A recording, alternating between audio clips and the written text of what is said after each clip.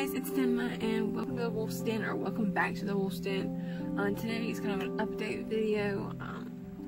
You noticed I've been uploading all pre-recorded content the past few weeks. It's not that I don't have ideas and other stuff in the pipe coming to us. It's just that I had to take a break and work on my mental health. I've been going to the psychologist for a while. It's a learning school, so you usually don't keep the same one for very long. So this one was a new to me person, and I was only going to see her once because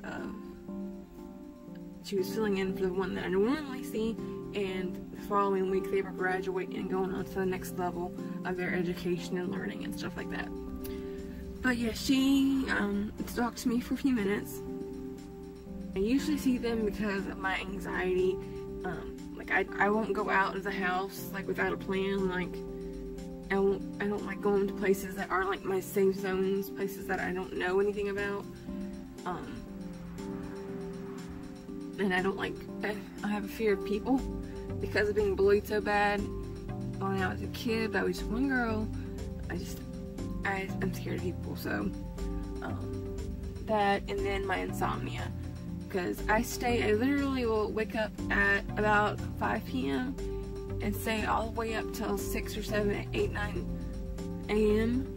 So I'm getting like a normal amount of sleep. It's just my sleep schedule is reversed from everybody else in the world. I don't know why. I've tried fixing it, but it just always slides right back over. So I guess because at night it's cool, it's dark outside, I don't have to worry about the migraines getting triggered. Because I had, every time in the hospital, like for an extended period of time, they always get the psych people in because I'm a DNR, I am a do not resuscitate. So if my heartbeat stops, you just let it go. Don't try to pop me back in, it's gone, it's done with. And then they think, well, why? Because you're so young. I'm like, just let me go. It was my time. So then they send the psych people and they say, no, she's perfectly sound of mind, blah, blah, blah, blah. Some say that I had depression, some said that I had, like, not the manic side of bipolar, which is my sister, she has that, but like the other end of the spectrum. Like, she's a Tigger, I'm an Eeyore type of the spectrum of bipolar. But this doctor diagnosed me with major depressive disorder, which I felt good finally having a real title because I knew something's wrong. I was like, I was losing the fight. I was trying so hard to do better, and I've been wanting to try to get on medication for a while, but you know it takes a while to get into the psychologist unless you're having like a crisis. Then they'll work you in, or you just go to the ER. But yeah, they put me on Seroquel. My dose is 200 milligrams at night because it's supposed to make you sleepy, which it doesn't for me. I titrated it up according to the doctor's orders until 300 milligrams, but at 300 milligrams, I was feeling like really weird. Like I would wake up and I would feel so heavy, like I couldn't move anything, or I'd feel like lightheaded, but all over my body. Like you took one too many Benadryl and you got that disconnected feeling. Like sometimes I used to take like 3 Benadryl because I had built up such an immunity to it, and it just gives you this weird feeling and I didn't like it, so I bumped myself back to 200, and it's worked fine. That they were okay with dropping it down. This doctor, I finally said I tried to kill myself a few years ago, about 3 or 4 years ago. So in real life, offline, the only person who knows about this is my husband and this doctor. And that was a big step for me because I was like, I might as well go ahead and get this over with. If they admit me, they admit me. Like, I don't think they would admit me because I haven't had a chance to take the antidepressants to see if they would help before you take that route.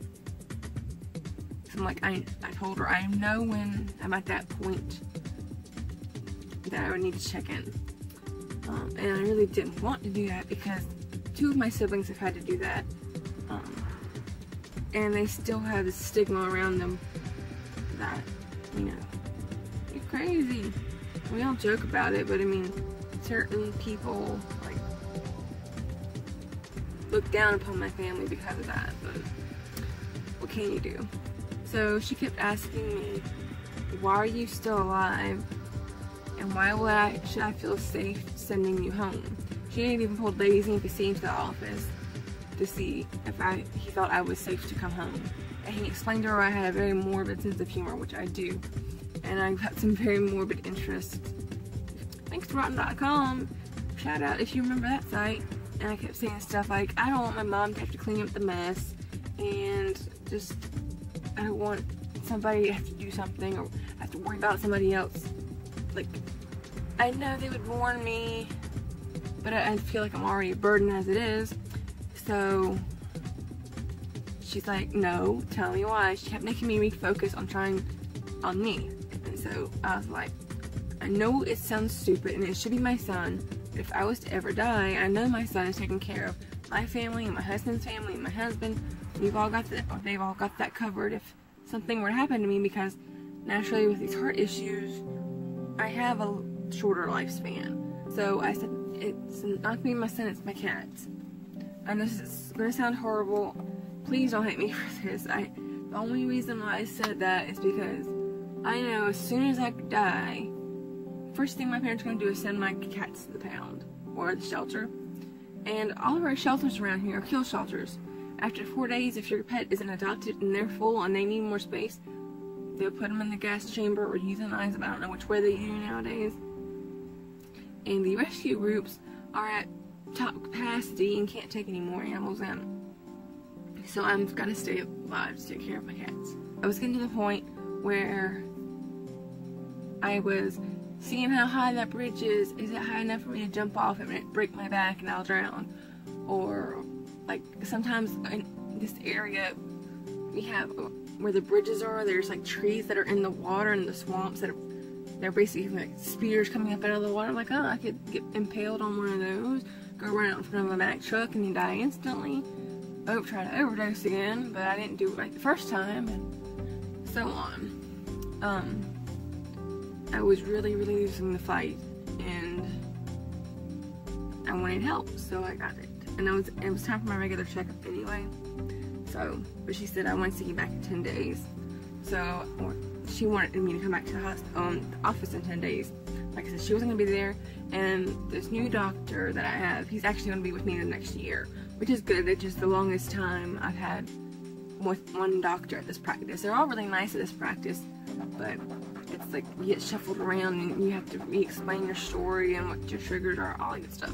Also, my family's been going through some issues, and I want to help more than anything, but I realized that I needed to help myself before I could truly help anybody else in my family. I didn't want to film any new videos until I knew what my regular day would be like on these antidepressants, because the first couple of weeks, up to the first 6 weeks, your body's still adjusting to it, and you could have like all these different things, side effects happen, like appetite loss, restless legs, nausea. Your anxiety and depression can actually get worse before it gets better. You know, those type of things. You can have crazy dreams, etc. I started on June 27th, and yep, 200 milligrams of Seroquel once a day at night is the maintaining dose. So far I haven't had any real side effects other than that weird feeling when it was like I feel like it was too high of a dose. I know the first couple of days I was really groggy, like it was hard to wake up. Like it doesn't make you sleepy, like tired enough to go to sleep, but it will help you stay asleep. That's what I can say for it.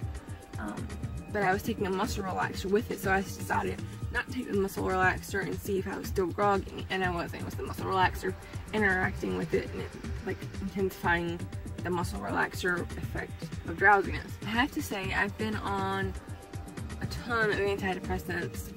Like I said early, like a decade ago, I had started trying to get on different things and different bipolar medications. I've been to the first therapist, or not therapist, but a psychologist I went to said, "You're broken goods." Literally, that's what I said, because, well, not what I said, what he said, because I was, quote, adopted and damaged because of that. And the bullying, which I can get from the bullying, but I don't have that void or that I need filled because I'm adopted and I don't know my dad. I've talked to him over Facebook, but he's that weird redneck guy you don't want to talk to. So I still am in contact with my biological mom, and the parents here, they would actually be my great aunt and great uncle. I've been with them since I was 3 days old. They're my parents. I don't care about the being adopted thing. So, but yeah, so I left that because I was like, it doesn't seem right that a psychologist just out there and just say, hey, you're damaged goods, you're broken goods.